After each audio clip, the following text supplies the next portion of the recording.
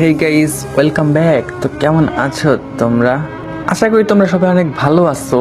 তো গাইস, নতুন একটা গল্প নিয়ে আসলাম। তো আগের গল্পটা ওটা চলে গেছে আর কি, মানে ওইটার মধ্যে ইন্টারেস্ট নাই। তো নতুন একটা গল্প নিয়ে আসলাম, এই গল্পটা অনেক ইন্টারেস্টিং হতে চলেছে। তো এই গল্পের ফুল ভিডিও, মানে ফুল গল্পটা একটা ভিডিওতে দিয়ে দিলাম।